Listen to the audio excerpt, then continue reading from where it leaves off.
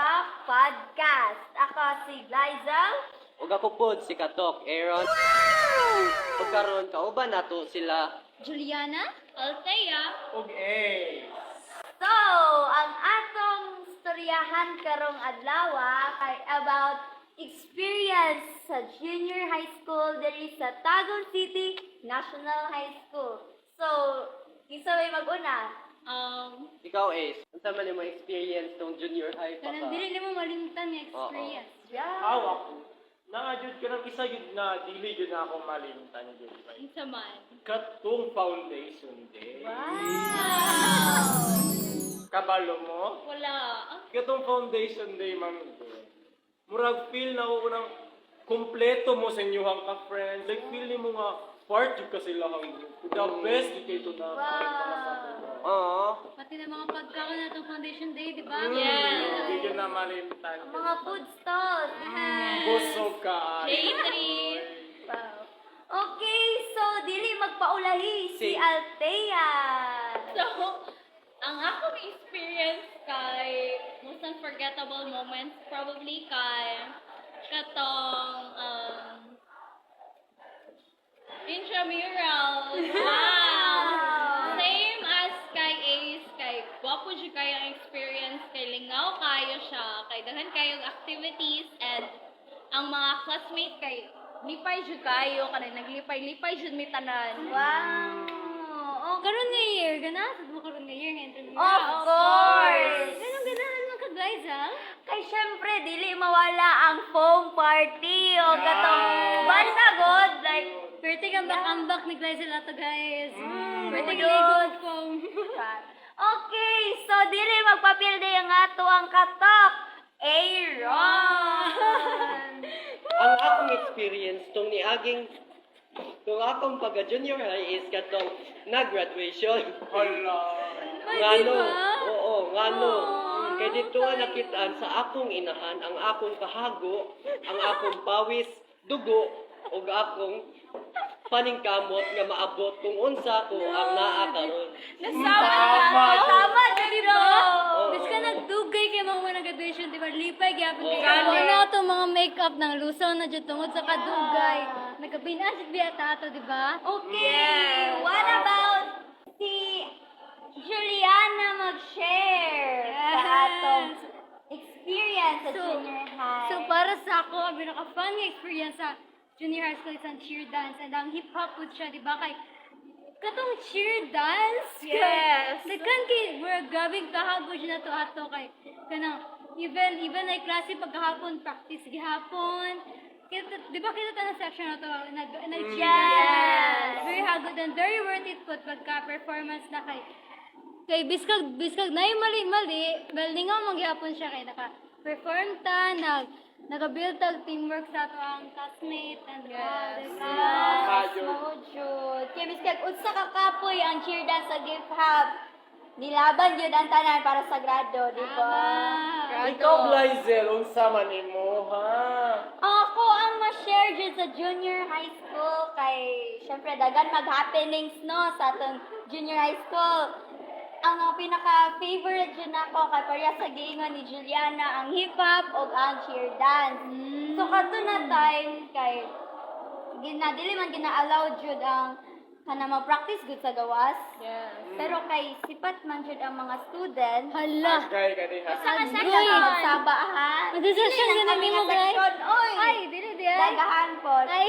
Unya, adto na time kay kapoy na jud kaayo baya sige sayaw niya dili pa jud maminaw ang ka grupo. So mo to murag challenging kayo sa ako part kay syempre first time nako to nga mag-handle o mag-choreo og kanang sayaw. Kato na time kay na happy po ko kay after atong cheer dance and hip hop na mo kay okay na ang tanan kanang among hard work kay na paid off jud. yes.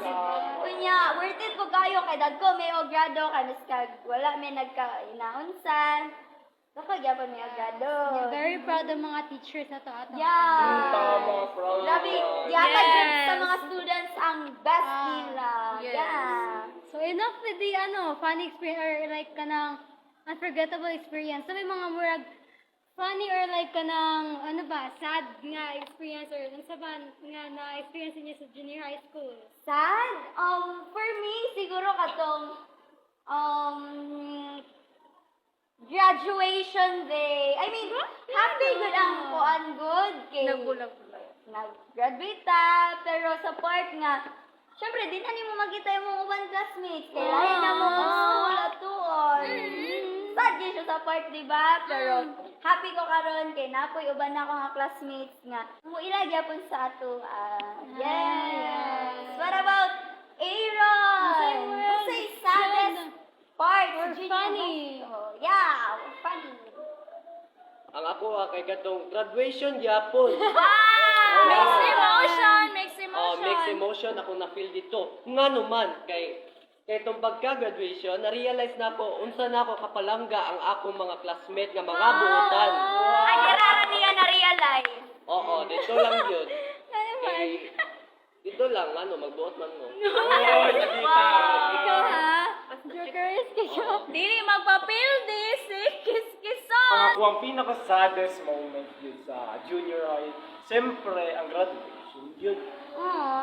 Halos tanan manggoro graduation. Para sa kuha, dili lang yun nga ka na magbulag-bulag mo sa classmate ninyo. Of course, masagit ang kanang. Yun na malikayan. Pero sa kuha, naapod yun ka ng mas lalong pag-yun. Anong? Ano? Wala, uy.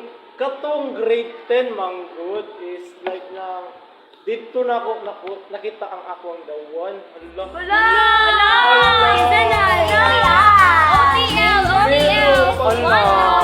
Pero karon nag-graduation, dili na kayo may kakita, walain ka. Kayo sa feelings ko. Abi ba na ako? Study first rin ni siya. Dili na study first. Dili yun na siya. First study. Wag-uwag Dili man pupuga study. Ay, correct. Mao jud to bay. As in, lain kayo sa uwang kuan bay. Kung ganus ani mo makita nimo ang dawan dira pa siya. Di na nimo makita. Ikaw, Althea, naana kay Dawan? No, wala. Talaga ba? Considered siya, even though wala may kakita, but yeah, I think, I know. Kami nakabulan pa kay Dawan. Dili. Hindi mo na wala Dili, makita. dili. Siya dawan, ano lang guro. Dili dawan niya, daten iya ha. Dagan kaayo. The second pa lang siya. Hala, ang dili man dawan. Ay, Second dili to the lang siya rest? dawan. Ang dawan kay kana na jud siya ang kanang maasawa na jud nako. Mao na jud na siya. Yes. Ikaw, Glenn, ano kay Dawan? Wala pa, Jod! Kay, alam nyo na, study first, pero bagsak. Okay na. How about you, Juliana? Nakay first love, isumbong ti kasi mong papa. Okay. Wala ba ya? Sorry kayo guys, wala kayo first love guys. Wow. Wow, Dom! May Dawan ni mo. For me, ako first love, Ay! Wala first love. So, lahi man ang first love ug dawan no. So, ang first love mo to first time nga nakatilaw ko og affection nga taman jud sa akong Ang sila sa? Boto. Silas. lami kaayo. Kasama na mo pagkalami. Ano ka lang niya? Pero ang tinuod jud kay ang dawan. Nga naman kay madunggan na nako yung pangalan, mutindog na akong balahibo.